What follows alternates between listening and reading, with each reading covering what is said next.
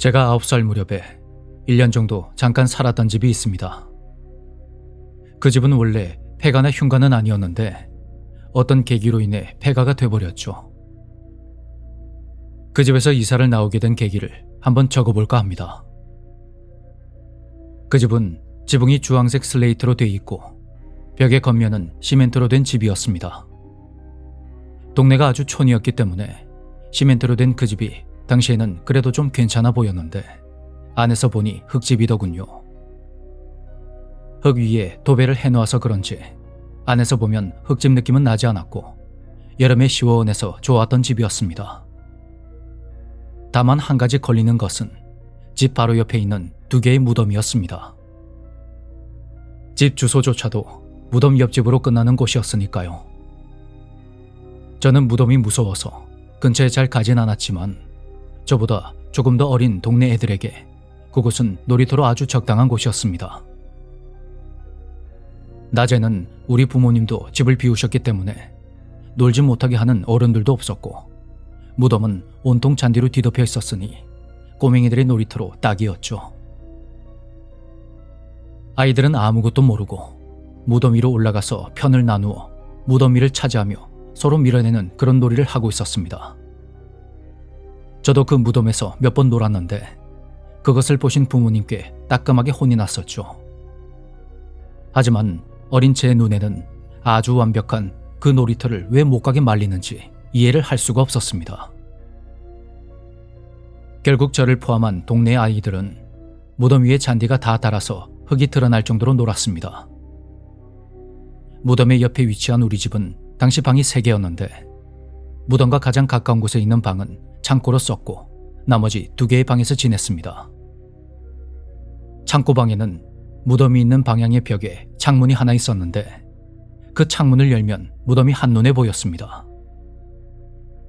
방의 위치 자체가 햇볕도 잘 들지 않고 창문 앞에 바로 무덤이 있으니 좀 꺼려져서 가족들은 그 방에 잘 들어가지 않았죠. 나중에서야 알게 된 일인데 그 무덤 중에 하나는 그 집주인 아저씨의 무덤이었답니다. 그리고 남편을 먼저 떠나보낸 젊은 아내분이 남편의 무덤을 집 안에서 항상 지켜보려고 창 바로 앞에 무덤 자리를 낸 거라 하더군요. 그런데 그 아내분이 남편과 사별한 후에 정신적으로 조금 문제가 생겨서 집을 비워두고 몇 년씩 전국을 돌아다니곤 했다 합니다.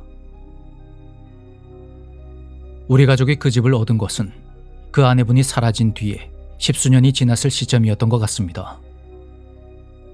아무튼 우리 가족은 이사를 나오기 일주일 전까진 아무 일 없이 잘 살았습니다. 그런데 어느 날 밤이었습니다. 잠을 자고 있는데 어디선가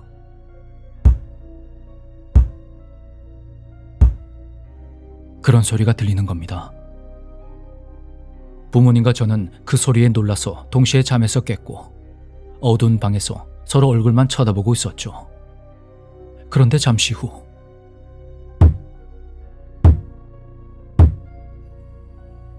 그렇게 벽을 두드리는 소리가 간헐적으로 계속 들려왔습니다. 소리가 너무 가깝게 들려서 겁이 났던 저는 엄마와 함께 이불 속에 숨었고 아버지는 누구냐고 크게 소리를 쳤습니다. 그런데도 소리는 멈추지 않았고 3, 4초 간격으로 계속 들렸는데 자세히 들어보니 소리가 창고방에서 나는 겁니다. 아버지는 안방문을 열고 나가셔서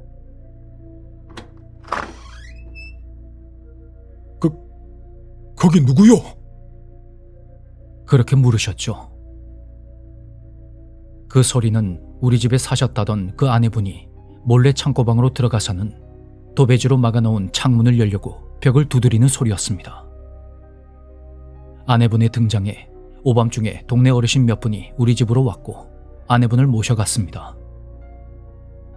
그때 얼핏 보니 아내분이라는 아주머니는 헝클어진 반백발의 머리에 행색이 정말 꼬질꼬질하게 초라해 보였습니다. 그 당시엔 정말 너무 무섭더군요. 다음날 저는 학교에 가서 수업을 받고 곧 학교 시간이 되어가는데 교무실로 어머니의 전화가 왔습니다. 어머니는 집으로 오지 말고 당시 가족끼리 친하게 지냈던 친구네 집으로 가라고 하시는 겁니다. 저는 영문도 모른 채 신이 났고 그렇게 친구네 집으로 갔습니다. 그날 밤 그곳에서 잠까지 자게 되었죠. 그런데 잠결에 친구네 부모님과 우리 부모님이 나누던 이야기를 듣게 된 저는 그날 집에 들어가지 않은 이유를 알게 되었습니다. 집주인 아주머니가 낮에 남편의 무덤을 보려고 당신의 가족과 함께 왔었는데 무덤 위에 잔디가 해져 있는 걸 보자 이성을 잃고 길길이 날뛰었던 것이죠. 얼마나 흥분을 했는지 벌초하려고 가져온 낫을 휘두르는 바람에 가족 중에 한 명이 크게 다쳤다고 했습니다. 그리고 아주머니는 그대로 사라져버렸다고 합니다. 경찰에 신고를 하긴 했지만 아주머니에 대한 흔적이나 단서를 찾을 수가 없었습니다. 그리고 가족들은 급히 그 집에서 이사를 나왔고 그 집엔 아무도 살지 않게 되었습니다. 그 이후로 우리가 살았던 그 집은 결국 낮에 보아도 소름 끼치는 폐가가 돼버렸죠. 마을에서는 급기야 아주머니가 손에 낫을 들고 무덤 위에 서 있는 걸 봤다는 소문까지 떠돌게 되었습니다. 그날 밤 우리 가족이 무사했던 게 정말 다행이란 생각이 들었습니다. 작년에 고향에 가봤더니 20년이 넘은 지금도 그 집은 그 모습 그대로 그렇게 남아 있었습니다.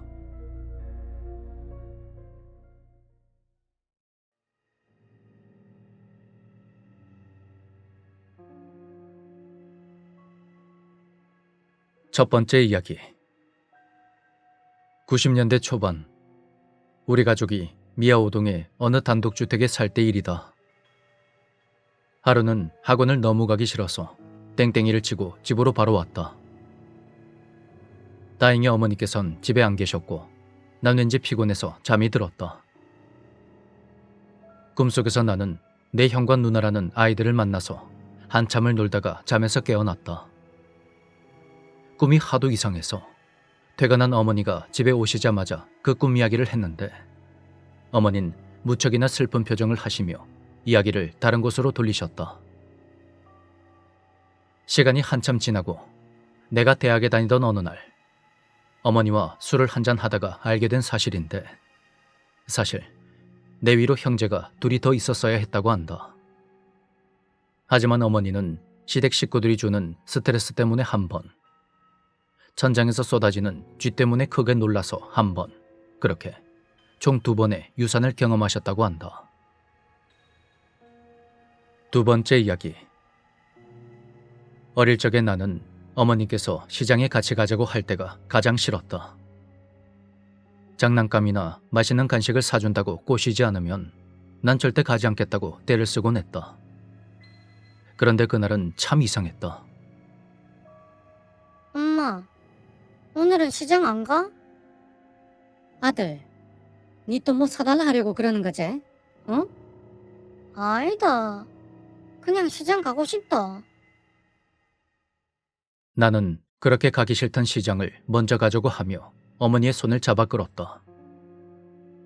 시장은 집에서 가까운 곳에 있었고 살 것도 많지가 않아서 30분 정도 후에 집으로 돌아왔는데 안방 문 앞에 우리 집 식칼이 떨어져 있는 것이다.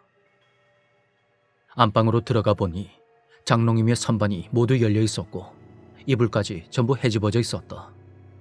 도둑이 든 것이다. 그것도 우리 집 주방에서 식칼을 찾아 그걸로 안방에 열쇠 구멍을 쑤셔서 열었던 것 같다.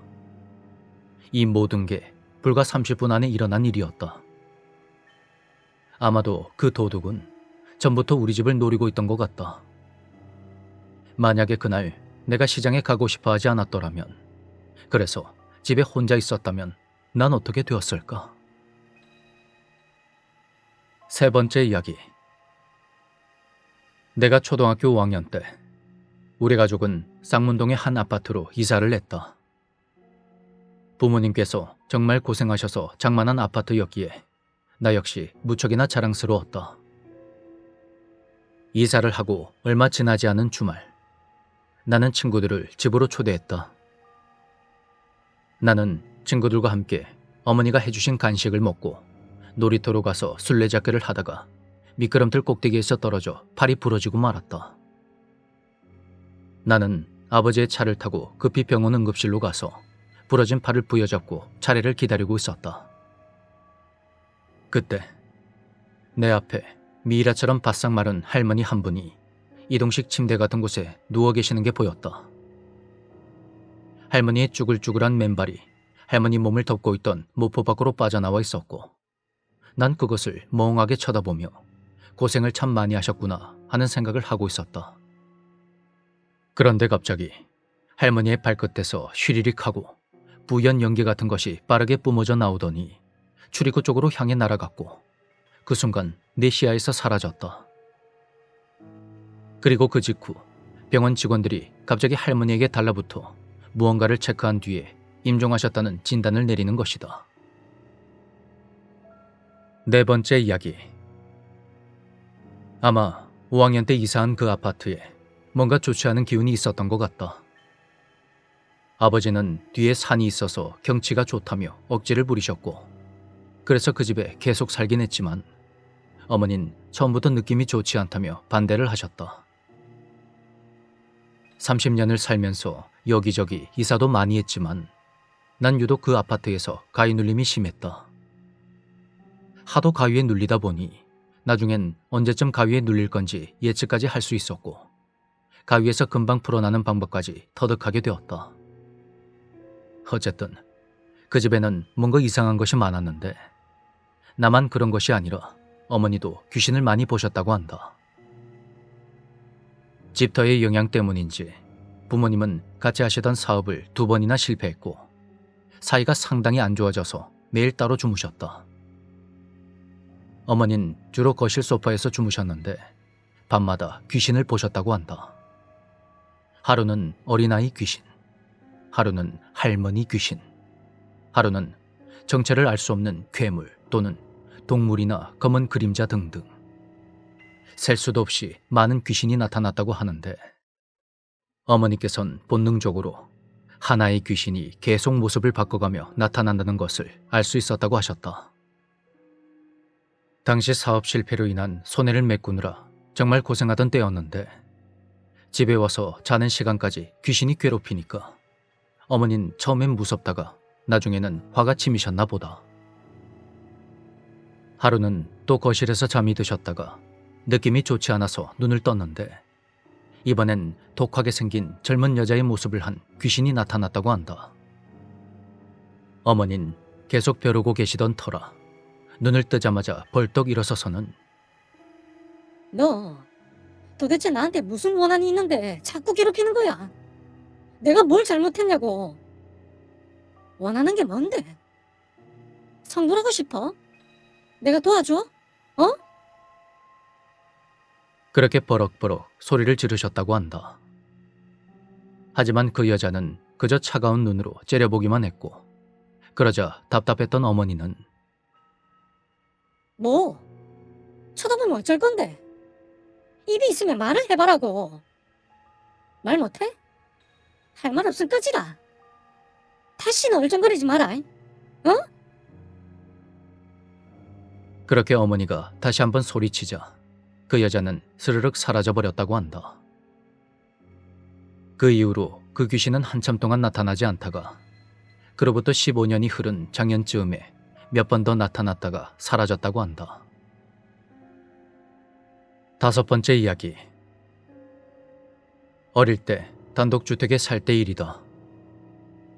당시 집 구조는 화면과 같았는데, 작은 방 2개는 동네 아가씨들에게 세를 주고 큰 방에서 우리 4가족이 오순도순 살았다.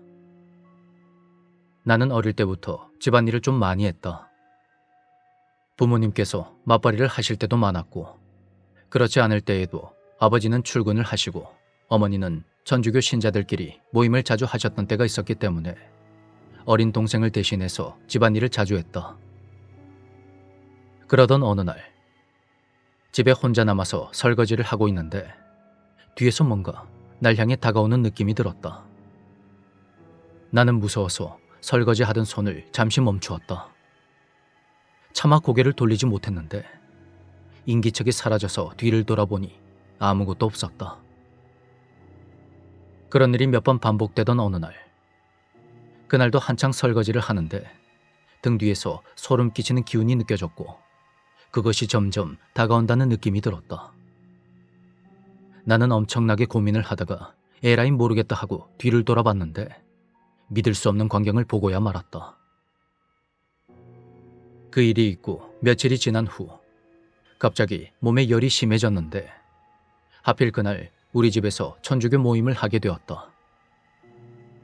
나는 어른들이 많이 모여 계시는 구석 쪽에 이불을 깔고 반쯤 잠이 들어 있었다.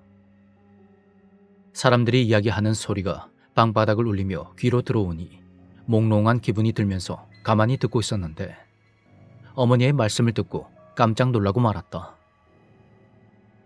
어머니께서 혼자 집에 계실 때 설거지를 하고 있으면 등 뒤에서 뭔가가 다가오는 느낌을 여러 번 받으셨다는 거였다. 몇 번이나 그런 일을 겪고 나니 도저히 참을 수 없었던 어머니는 그것이 등 뒤까지 다가왔다는 느낌이 들었을 때 소리를 지르며 뒤를 돌아보셨다고 한다. 그런데 시커먼 관이 천장을 뚫고 쑥 올라가서 사라지더란다. 그리고 그것은 내가 본 것과 똑같은 것이었다. 그 일 때문은 아니지만 얼마 안 있어 우리 가족은 바로 옆 동네로 이사를 했기 때문에 그 집에 어떠한 사연이 있는 건진 알 길이 없었다. 어머니와 같은 것을 목격한 게 신기하기도 하고 아직도 그 당시의 공포감을 잊을 수가 없다. 사실 이렇게 글을 쓰면서도 또다시 소름이 끼친다.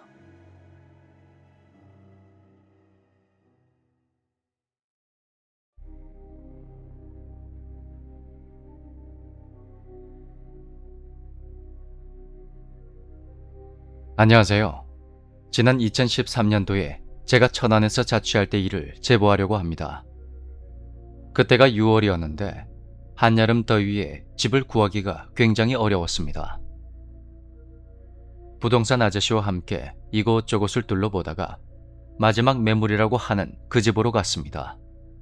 그런데 원룸 가격에 18평 정도가 되는 투룸이더군요. 건물은 조금 오래되었지만 도배와 장판을 새로이 했고 북박이장과 드럼 세탁기, 벽걸이 TV까지 옵션으로 들어가 있었습니다. 그런데 이 정도 옵션의 투룸 가격이 원룸보다 저렴한 것입니다. 조금 꺼림칙하긴 했지만 집도 마음에 들고 빨리 이사를 해야 되는 상황이라 바로 계약을 했죠. 전 직장에 이틀간 휴무를 내고 친구들까지 불러 이사를 했습니다. 친구들과 함께 저녁까지 청소와 정리를 한 뒤 모두 담배를 피우러 나가고 전 혼자서 화장실을 정리하고 있었습니다. 그런데 주방 쪽에서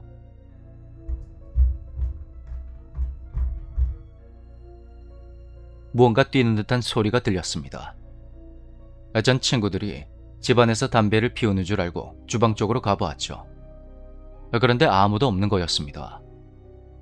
냉장고와 천장을 모두 열어 확인을 해봤지만 특별한 이상은 없더군요. 전 피곤해서 잘못 들은 거라 생각하고 넘겨버렸습니다. 중국 음식을 시켜서 친구들과 나누어 먹고 피곤하긴 했지만 녀석들에게 동네 구경도 시켜줄 겸 우린 밖으로 나갔습니다. 술도 마시고 노래도 부르다 보니 시간은 새벽 1시가 다 되어 있었고 모두 새벽에 가기로 해서 일단 집으로 돌아왔습니다. 친구 2명이 침대를 쓰기로 하고 저와 다른 친구는 바닥에 자리를 폈습니다. 그렇게 잠이 들었다가 소변이 마려워 눈을 떠보니 새벽 3시쯤 되었더군요. 화장실에 가려고 시선을 돌렸는데 침대에서 자던 친구 A가 침대 끝에 걸터앉아 주방의 한쪽 구석을 멍하니 쳐다보고 있는 겁니다.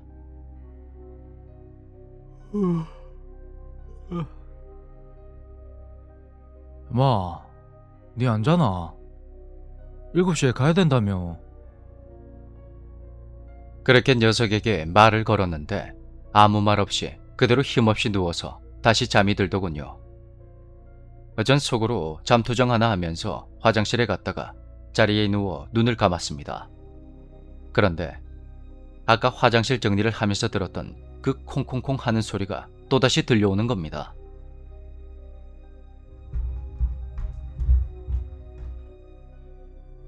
몸을 일으켜서 집안을 둘러보고 있는데 침대에서 자던 또 다른 친구 B가 벌떡 일어나더니 입구 쪽의 천장을 뚫어지게 쳐다보는 것입니다. 마 왜 그러노? 악몽이라도 꿨나? 아니다. 가위 눌렸는갑다.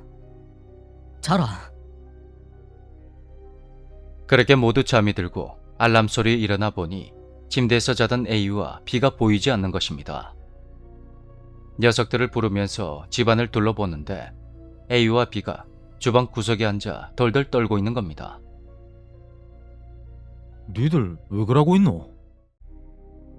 아무래도 이 집에 뭔가 있는 것 같다.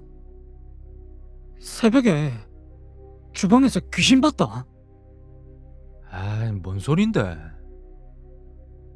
새벽에 자다가 가위에 눌렸는데 갑자기 눈이 확 떠지더니 주방 천장 쪽으로 눈이 돌아가더라고.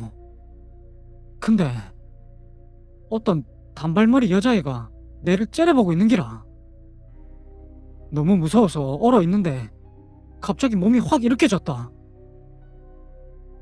네가 말 걸고 나서 그 뒤로는 기억이 안 난다야. 뭔데 이거? 뭐? 꿈꾼 거 아이가? 그거 내도 봤다. 내도 똑같은 거 봤다. 저기 입구 쪽에서. 나도 네가 말 걸었을 때 그대로 기절했다가 그 뒤로는 기억이 안 난다. 둘이 같이 깨서 무서워서 이러고 있다. 아씨. 아침부터 뭔 귀신 타령이고. 니들이 차를 오래 타서 피곤해서 그런갑다. 얼른 씻고 밥 먹으러 가자. 그렇게 저는 친구들을 달래고 밖에서 간단히 아침을 먹은 후 배웅을 해주고 집으로 왔습니다. 그 이후로는 2달이 지나도록 아무 일도 없었습니다. 그러던 어느 날 퇴근을 하고 집으로 왔는데 평소와 다르게 너무 피곤한 겁니다. 어깨는 누가 때린 것처럼 쑤시고 두통도 너무 심하더군요. 그리고 그날 이후로 전 밤마다 가위에 눌렸습니다. 일주일 동안 매일 같은 시간에 가위에 눌렸고 뻣뻣하게 굳은 몸을 움직이려 안간힘을 쓰다가 다시 잠들기를 반복했습니다. 그리고 그 이후로 이상한 형체가 보이더니 친구들이 봤다고 했던 그 여자애가 보이는 겁니다. 단발머리를 한 그 여자애는 제 머리 위쪽에서 무릎을 꿇은 듯한 자세로 앉아 절 내려다보며 입이 찢어지게 웃고 있었습니다. 입으로 무슨 말을 계속 하는데 그 소리는 들리지가 않더군요. 그렇게 매일같이 시달리다 보니 너무 무섭고 버티기가 힘들어서 전 집주인에게 전화를 해서 사정 이야기를 했습니다. 그런데 학생, 요즘 많이 피곤한가 봐. 그 집 아무 일도 없었고 전에 살던 사람들도 계약 다 마치고 멀쩡하게 나갔어. 그렇게 말을 하는 겁니다. 하지만 저는 그 이후로 도저히 집에서 잠을 잘 수가 없어서 근처 찜질방에서 잠을 잤습니다. 많은 사람들이 오가는 찜질방에서 잠을 잤는데도 숙면을 한 것처럼 몸이 개운하더군요. 전 출근을 해서 사장님, 실장님과 함께 담배를 피우며 그동안의 일을 이야기했습니다. 그러자 사장님께서 휴가를 줄 테니까 자신이 잘 아는 스님을 한번 만나보라 하셨습니다. 전 집안 자체가 기독교이기도 하고 이런 일로 휴가를 모두 써야 한다는 게 좀 짜증이 났습니다. 하지만 이렇게 계속 시달리는 것보다는 나을 것 같아서 전 차를 렌트해 사장님이 알려주신 그 절로 갔습니다. 스님의 성함을 말씀드렸는데 50대 중후반으로 보이는 스님이 절 반겨주셨죠. 차를 마시며 그동안의 일을 말씀드렸더니 스님께서 지금 집으로 같이 가보자고 하시더군요. 그렇게 저는 스님과 함께 집으로 향했습니다. 그런데 집에 들어가자마자 스님의 얼굴이 일그러지더니 일단 나가자고 하시는 겁니다. 전 스님과 함께 그렇게 밖으로 나왔습니다. 스님, 왜 그러세요? 자네가 봤다던 귀신이 여자아이 한 명인가? 네, 단발머리 여자애 한 명입니다. 2명이 아니라 1명이라고. 네, 맞습니다. 그렇게 스님과 대화를 하고 있는데 집주인 아주머니가 오셨습니다. 제가 아주머니께 인사를 했더니 스님께서 당신이 이 건물 주인이요. 그렇게 화를 내며 말씀하셨습니다. 네, 맞아요. 그런데 무슨 일이세요? 학생, 무슨 일 있어? 솔직히 말해요. 아니, 갑자기 무슨 말씀이세요? 뭘 말하라는 거예요? 네? 이 청년이 사는 집에서 쌍둥이 여자애가 죽었잖아. 그렇게 스님은 아주머니에게 호통을 치셨고 아주머니는 주변을 살피더니 일단 안으로 들어가서 이야기하자고 하는 겁니다. 저와 스님은 아주머니를 따라서 4층에 있는 주인집으로 갔습니다. 솔직하게 말해요. 저 집에서 어떤 일이 있었는지.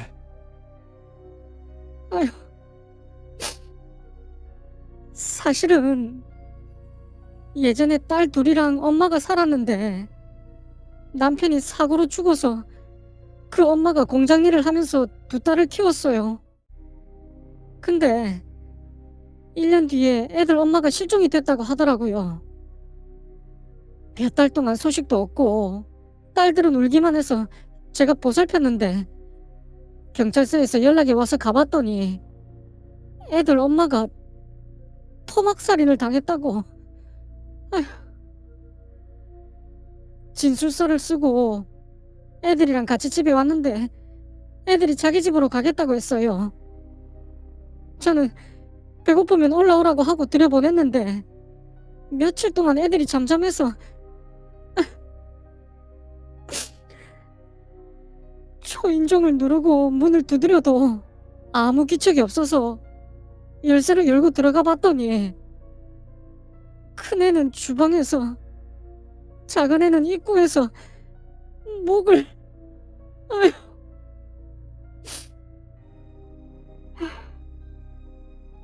저 집을 그냥 막아둘까 생각도 했는데 저도 좀 어렵습니다. 제가 수입이 있어야 돼서 어쩔 수가 없었어요. 에휴, 그런 집을 저렇게 그냥 두다니. 아이들이 어미가 그리워서 원혼이 돼버렸어. 이제는 천도제를 한다고 해도 쉽지가 않다고. 자네는 빨리 다른 곳으로 이사를 하게. 달리 방법이 없어. 그렇게 저는 스님의 당부대로 3일 만에 이사를 했습니다. 그 이후로 그 집이 어떻게 되었는진 알 수가 없었고 사건을 인터넷으로 찾아봤지만 관련 기사는 하나도 없었습니다. 알고 보니 그 일이 언론에 알려지면 불이익을 받을 걸 염려한 집주인이 주변 사람들과 경찰들의 입단속을 시켰다고 하더군요. 범인은 아직도 잡히지 않았고 현재까지 미제 사건으로 남아있다고 합니다. 이 이야기가 쌈무이를 통해서 널리 퍼져 재조사되었으면 좋겠습니다. 아이들이 정말 불쌍하고 안쓰럽네요. 두 아이와 그 어머니의 명복을 빕니다.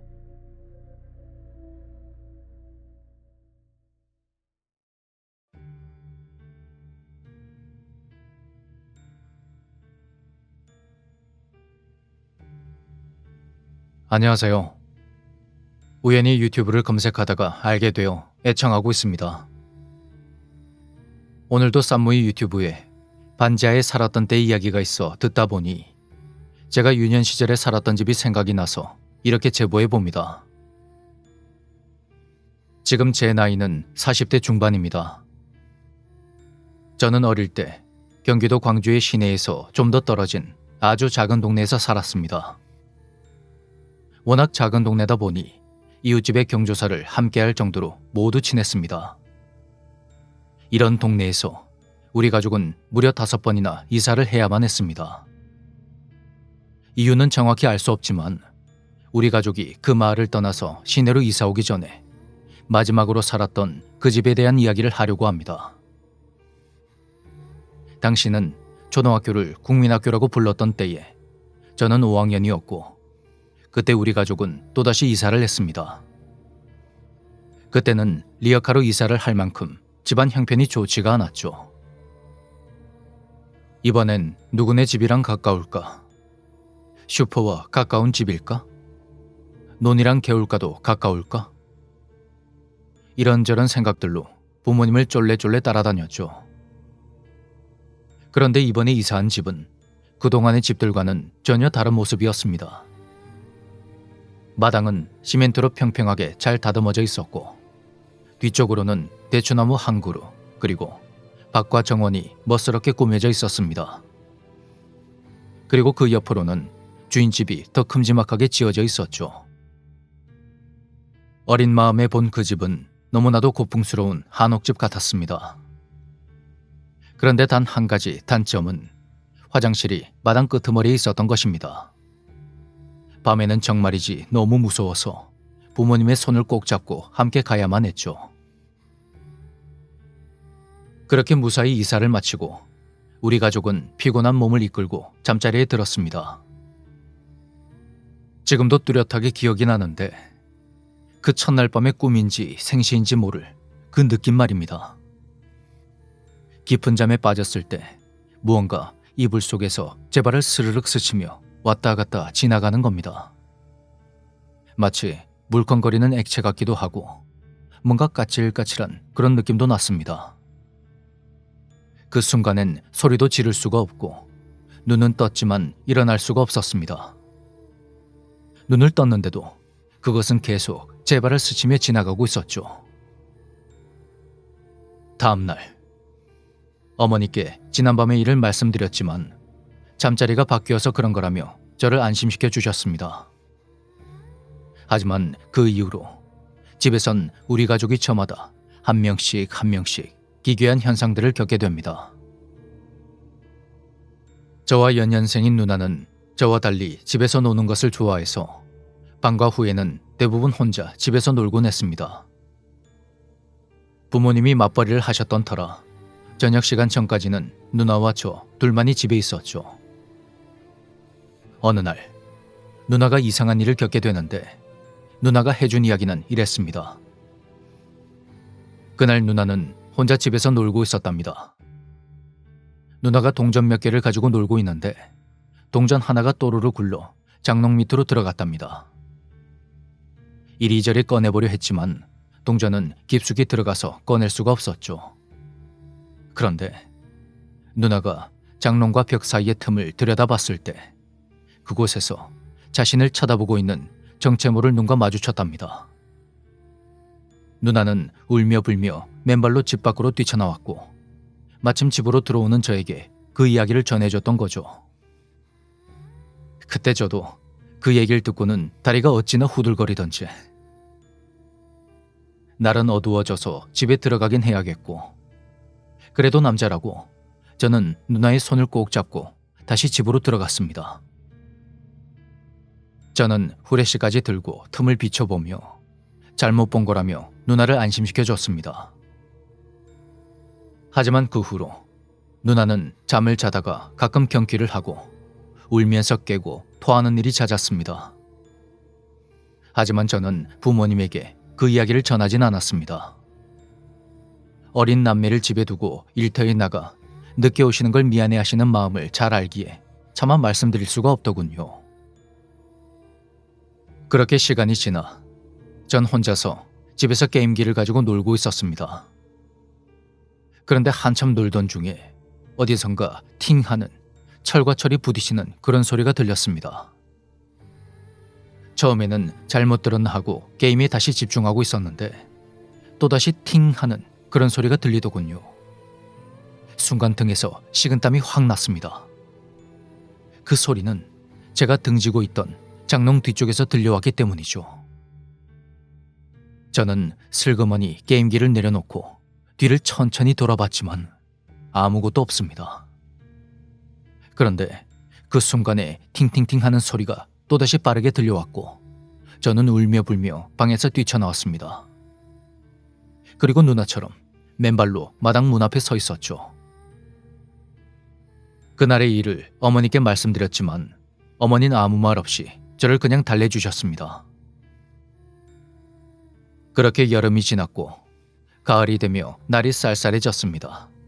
그리고 그 해에 우리 가족은 모두 죽을 뻔한 일을 겪게 됩니다. 어느 날 밤 우리 가족 모두 연탄가스를 마셨습니다. 다행히 늦게 잠드신 아버지가 뒤척거리시다가 안방 문을 열어서 가족들을 모두 살리셨죠. 집주인 아주머니는 놀란 눈으로 뛰쳐나와 그 새벽에 동치미 국물을 먹여주셨고요. 어머닌 많은 양의 가스를 마셔서 결국 입원을 하시게 되었습니다. 그리고 어머니가 퇴원을 하시던 날 집으로 오셔서 이모들과 하는 이야기를 저는 우연히 듣게 되었습니다. 언니, 나 꿈을 꿨는데 아마 그것 때문에 가스 마신 것 같아. 꿈에서 어떤 미친년이 내 배 위에 올라가서는 내 자리에서 비켜! 너 때문에 숨을 못 쉬겠다! 너도 죽자! 다 같이 죽자! 그렇게 소리 지르는 거야. 가스 냄새가 나서 일어나려고 했는데 몸이 너무 무거워서 일어나지도 못하고. 아휴. 이모들은 어머니의 그 말에 굿이라도 해야 하는 것 아니냐며 걱정을 하셨습니다. 하지만 또다시 이사할 여건도 안 되었고 아버지께 말씀드려봤자 쓸데없는 소리라고 하실 게 뻔해 보였습니다. 그렇게 그해 겨울이 되었습니다. 눈이 많이 오는 겨울에는 쌓인 눈이 밖으로 통하는 부엌문을 막아버려서 안방에 있는 미닫이 문 쪽으로 다녀야만 했습니다. 날이 더 추워지자 작은 방에 누수가 생겨서 집안에서도 입김이 나고 방에 고드름까지 얼었죠. 결국 우리 가족은 한 방에서 지내게 되었고 며칠 뒤 어떤 일이 일어나고 말았습니다. 주말 저녁에 한 9시 정도였는데 누나와 저는 일찍 잠이 들었죠. 그리고 아버지는 안방에 불을 끄신 채 스포츠 방송을 보고 계셨습니다. 그런데 얼마나 지났을까? 뭐야? 그렇게 아버지의 떨리는 음성이 잠에 빠지고 있던 제 귀를 스쳐갔습니다. 어머니와 누나 그리고 저는 그 소리에 깜짝 놀라 잠든 눈을 부비며 일어나 앉았습니다. 여보, 왜 그래? 쉿. 잠깐. 조용히 있어봐. 아버지는 입에 손가락을 가져다 대시면서 조용히 TV를 껐습니다. 달빛에 우리 가족의 얼굴이 하나하나 어스름이 비춰졌습니다. 어머니는 아버지의 팔을 꼭 잡으셨고 누나는 금방이라도 울 것 같은 그런 눈빛이었죠. 그 적막함과 고요함 속에 생전 처음 보는 아버지의 잔뜩 긴장한 그 표정이 보였습니다. 그리고 그 순간 무언가가 엄청 빠르게 안방문을 열고 뛰어나갔습니다. 달빛에 비춰진 그림자는 분명 사람과 같은 형태의 큰 그림자였습니다. 근데 사람이라 하기에는 너무 빨랐고 누군가가 그 늦은 밤에 몰래 우리 집을 뛰어다닐 리도 없었습니다.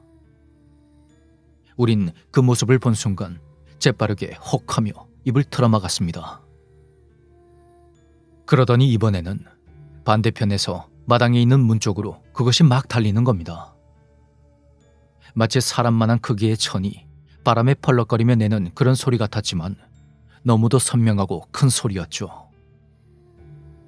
우린 모두 얼음처럼 굳어버렸고 어떤 사고가 날지 몰라서 문을 꼭 닫고 있었습니다.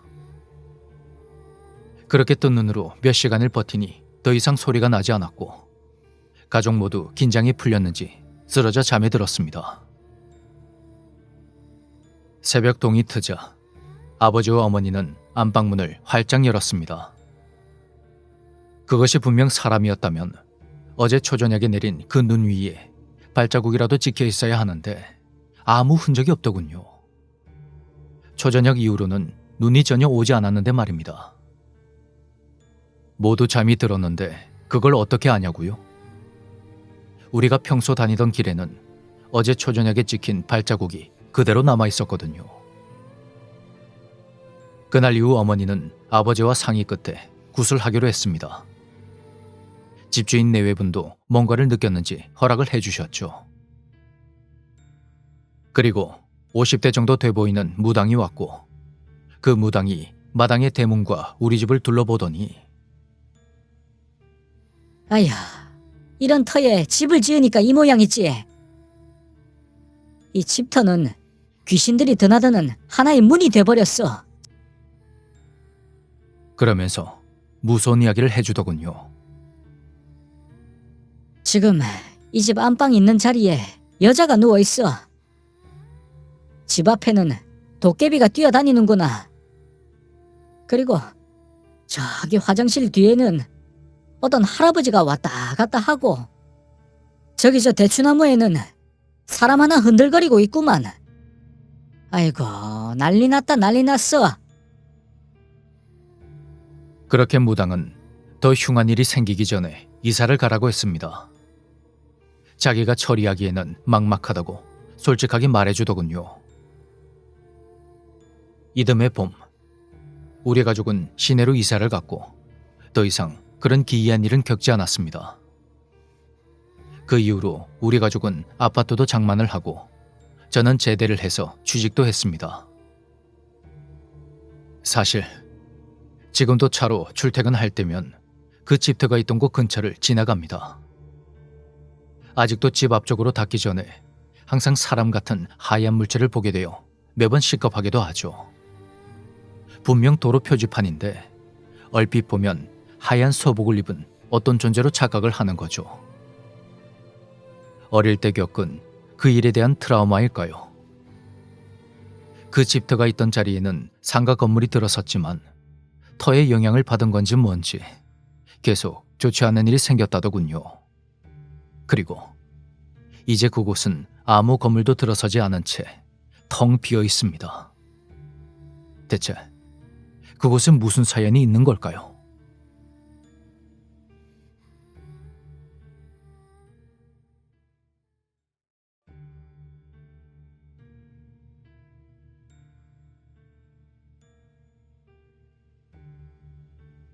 안녕하세요. 제가 어렸을 때 우리 동네에 있었던 이상한 집에 관하여 이야기해볼까 합니다. 때는 1990년대 초반, 제가 초등학교 저학년 때 일입니다. 그때까지만 해도 제가 살던 동네는 이웃들끼리 왕래도 자주 하고 서로 집안 사정까지 잘 알며 가깝게 지내던 때였습니다. 동네의 또래들과도 거의 매일 모여 골목에서 놀았는데 그 중에 하얀 얼굴에 송아지처럼 커다란 눈을 가진 한 오빠가 있었습니다. 오빠네 집 대문은 녹색으로 페인트칠이 되어 있는 철문이었는데 아이들은 그 집을 녹색 대문집이라고 불렀죠. 하지만 동네 어른들 사이에서는 귀신의 집 또는 무서운 집으로 통했습니다. 하긴 가끔 오빠네 집에 놀러가서 대문을 열고 마당 쪽을 쳐다보면 아무 이유도 없이 갑자기 뭔가 어지럽고 멍해지곤 했었죠. 그 오빠네 집의 2층에는 또 다른 4명의 가족이 살고 있었습니다. 중년의 부부와 어린 2딸이 살았는데 동네 사람들 사이에서 그 가족들은 모두 미친 사람으로 불렸습니다.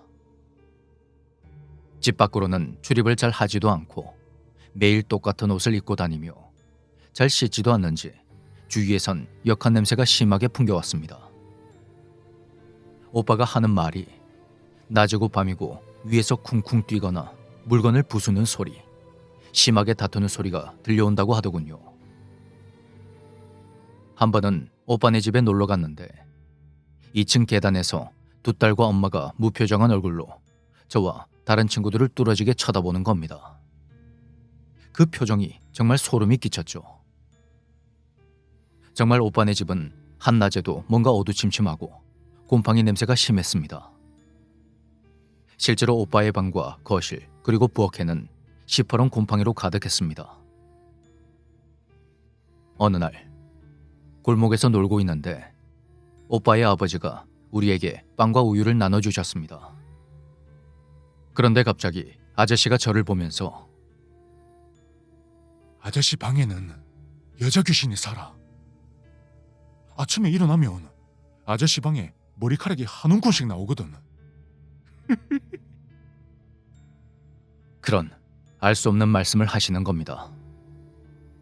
저는 아저씨가 정신병으로 인해 약을 먹고 있다는 사실을 알고 있었기에 그냥 그러려니 하고 흘려들었습니다. 사실 오빠의 아버지는 친아버지가 아니었습니다. 그래서 오빠도 집 밖으로 많이 걷돌았죠. 한 번은 오빠와 친구들이 우리 집에 모두 모여서 간식을 먹으며 TV를 보고 있는데 갑자기 정전이 되었습니다. 그 분위기를 타서 모두 이불을 덮어쓰고 무서운 이야기를 했는데 오빠가 갑자기 자기 집에 관한 이야기를 해주더군요. 이야기는 이랬습니다. 한 번은 잠을 자는데 어디선가 가느다란 웃음소리가 들리더랍니다.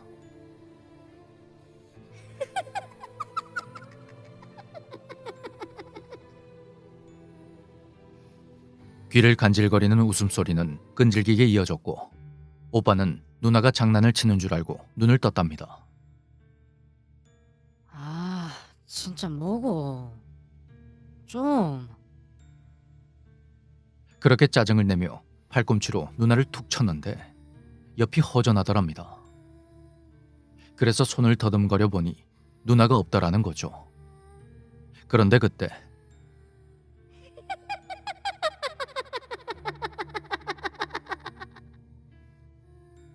그렇게 웃음소리가 TV 볼륨이 높아지듯 점점 커지더라는 겁니다. 순간 오빠가 소름이 확 돋아서 눈을 껌뻑거리며 방 안을 둘러보는데 그 순간에 서랍장이 눈에 들어오더랍니다. 그리고 오빠는 온몸이 가위에 눌리듯 굳어지는 걸 느꼈다고 합니다. 서랍장 위에 긴 머리의 어떤 여자가 걸터 앉아 있었던 것입니다. 새까만 머리를 바닥까지 길게 늘어뜨린 여자가 누나를 제각기 다른 방향으로 대굴대굴 굴리면서 웃고 있었다고 하더군요. 그러더니 그 여자는 두 발을 동동 구르면서 그렇게 귀가 찢어질 듯이 큰 소리로 웃고 있었고 그것을 본 오빠는 곧장 방을 뛰쳐나와서 안방으로 갔답니다. 오빠가 다급하게 안방문에 손잡이를 돌리는데 문이 잠겼는지 열리지가 않더라는 겁니다. 그 사이 여자의 웃음소리는 점점 가까워지고 있었고 곁눈으로 본 시야로 여자의 검은 머리카락이 점점 다가오고 있더랍니다. 엄마, 누나, 빨리 문 열어라. 빨리.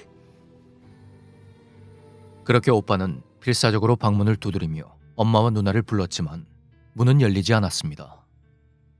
그런데 그 순간 여자의 웃음소리가 뚝 끊어지더니 이내 잠잠해지더랍니다. 불이 꺼진 깜깜한 집안에 숨이 막힐 듯한 긴장감이 감돌았고 오빠는 식은땀을 뻘뻘 흘리면서 힘겹게 오빠의 방 쪽으로 고개를 돌렸답니다. 그런데 길게 뺀 혀를 뱀처럼 날름거리며 그 여자가 오빠를 향해 기어오고 있었다는 겁니다. 그렇게 오빠는 그 자리에서 그대로 기절을 해버렸답니다.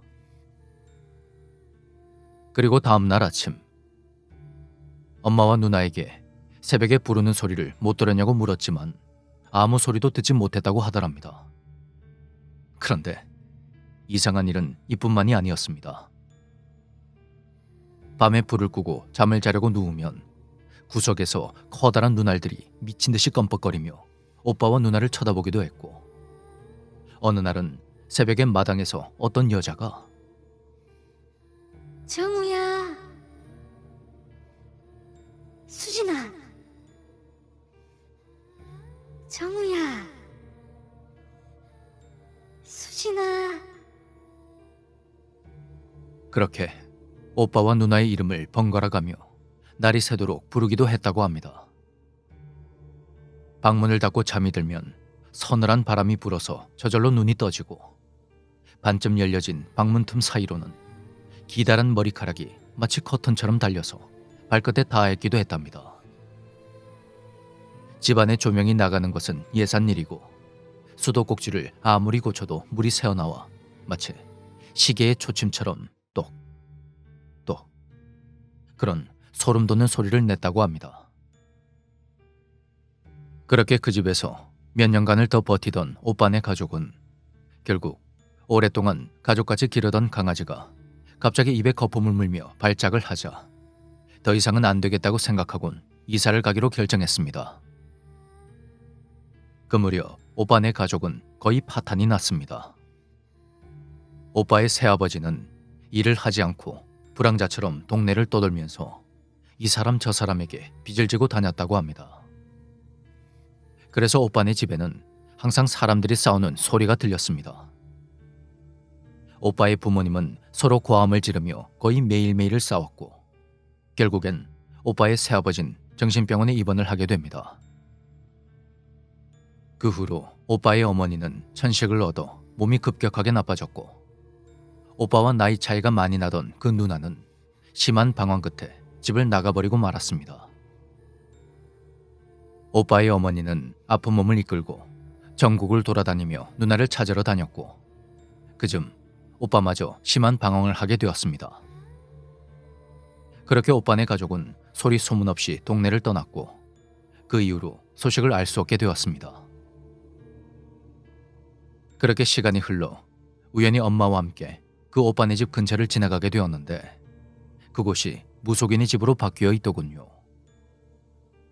저는 아직도 제 무릎 위에 앉아있던 오빠의 강아지가 발작을 하던 그 끔찍하고 안타까운 모습을 잊을 수가 없습니다.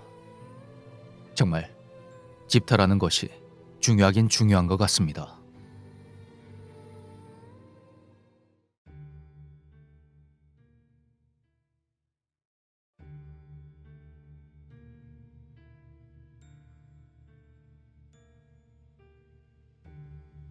(2006년) 여름 당시 저는 인턴 동기와 둘이서 4박으로 경주와 울산, 부산 등을 돌아보기로 했습니다. 울산에 갔을 때 그 친구는 집이 울산이라 자기 집에 갔고 저는 태화강 근처를 조금 거닐다가 모 대학 근처에 있는 모텔촌으로 갔습니다. 다음날 그 친구네 집 앞에서 만나기로 했는데 그때는 내비게이션이 없던 시절이라 집을 찾는데 애를 꽤 먹었습니다. 집 근처를 간신히 찾아서 길가에 주차를 하고 주위를 둘러보니 아파트 단지와 단독주택, 시장이 보이더군요. 그렇게 친구를 기다리면서 시장 안을 구경하고 나와보니 반대쪽 블록에 새로 지은 듯한 깨끗한 빌라들이 많았습니다.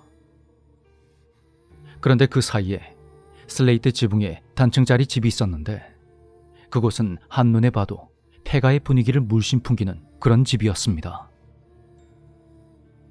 한여름 대낮에 사람도 많고 저는 호기심으로 근처에 가보았죠.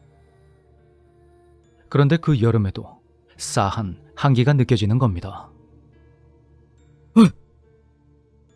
뒤를 돌아보니 동기가 웃는 얼굴로 서 있는 겁니다. 마, 새끼야. 간 떨어질 뻔했다 아이가. 아니 근데 왜 이 흉가 앞에 있는 건데? 뭐 하는데? 그냥 여기가 눈에 확 띄어서 좀 보려고 그랬다. 아, 근데 여기 분위기 장난이 아니네. 이 흉가 내 어릴 때부터 유명했다. 어른들이 여기 절대 들어가지 말라고 신신당부를 했다. 근데 이 집 아직도 안 팔리는가 봐. 와, 무슨 아직 이 모양이고.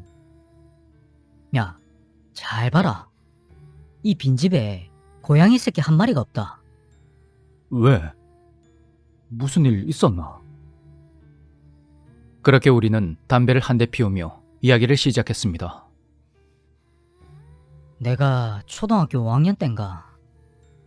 그때 이 집 주인이 원양어선 타던 사람이었고 아줌마는 근처에서 슈퍼를 했었다. 그리고 딸내미가 초등학교 선배였지. 그 누나 사실 아버지 성격도 워낙 험하고 소문에 엄마는 뭐 다방을 한 해 만에 그런 소문이 좀 안 좋아서 왕따 1순위였는데 어느 날 갑자기 학교에 안 나오는 기라. 사정을 들어보니까 누나 엄마가 시장에 어떤 아재랑 바람이 나서 난리가 났었단다. 뻔하지 뭐. 그 뒤로 그 아지매랑 누나는 행적이 묘연해졌다대. 그러면 그 집주인은? 몰라. 다시 배 타러 나갔다는데 경찰들이 와서 조사를 하고 갔다더라. 그 누나 엄마 있잖아. 변사체로 발견이 된 기라. 어? 진짜가? 그래. 배 타러 나갔다던 집주인은 배에 안 탔다대? 경찰이 쫓고 있다고는 하는데 그 다음 이야기는 잘 모르겠다. 그리고 내가 말이야, 집에 오다가 여기서 그 누나를 딱 마주쳤겠다. 여기서? 그러면 애는 살아있었던 거가? 내도 놀래가지고 누나 집에 온 거냐고 물었는데 고개를 푹 숙이고 대꾸도 안 하더라고. 근데 확실히 그 누나였어. 그래서 집에 가자마자 엄마한테 말했지만 바로 가보자 카대. 그래서? 여기야 뭐 우리 집에서 걸어서 10분 거리니까 내가 앞장서고 엄마가 뒤따라오고 그랬는데 그 사이에 어디로 갔는지 아무도 없더라고. 진짜 그 누나 맞았는데 말이야. 그게 끝이가? 아니. 그러고 한 달 뒤에 이 집에 불이 났는데 신기한 게 딱 반쪽만 탄 기라. 희한하지? 원인이 뭔지도 모르고 말이다.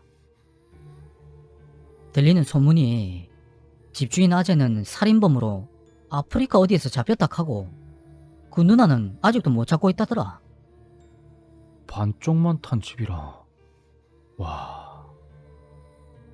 이런 사연 있는 집을 사람들이 가까이 하려고 하겠나? 다들 재수없는 집이라고 안 사려고 했지. 근데 여기서 끝이면 뭔가 섭섭한데? 누나 귀신 이야기라도 나와서 집이 이렇게 방치되어 있다고 해야 이야기가 되지 않나? 이야, 어찌 알았노? 형님도 귀신 본 적 있나? 몇 번 있다. 에이, 구라치지 말고. 내는 진짜 봤다. 고등학교 때 이 집을 지나가는데 웬 아지매가 내 이름을 부르는 기라. 예. 너 저기 뒷집 사는 애 맞지? 응? 네, 맞는데 누구세요? 그랬더만 그냥 집 안으로 슥 들어가대? 와, 어우, 아직도 등골이 오싹하다. 그 뒤로는 내 여기 절대 안 지나가고 시장으로 빙 돌아서 갔다. 아무튼 이 집은 그 사건 이후로 항상 같은 모습이었다. 말도 안 된다. 그럼 여기가 거의 10년이 넘게 방치됐다는 기가? 그래, 아무도 안 산다. 어떻노? 좀 으스스하지? 이 집이 한여름 땡볕에도 이렇게 서늘한 이유가 다 있다. 진짜 내가 봤던 그 누나가 귀신이었으면 그 사무친 한이 얼마나 크겠노? 그 아줌매도 마찬가지지 뭐. 어우, 내 소름 돋는다. 마, 하나도 안 무섭다 임마. 근데 내 오늘 밤에 잠 못 잘 것 같다. 빨리 가자. 그렇게 우리의 흉가 이야기는 끝이 났습니다. 그때 흉가 이야기를 나누던 그 동기 동생은 현재 홀로 미국으로 가서 열심히 공부 중입니다. 그 흉가가 있던 지역이 울산여고 근처였고 완만한 언덕이 있던 곳이었는데 정확한 명칭은 생각나지 않네요. 과연 정말로 귀신이 존재하긴 한 걸까요?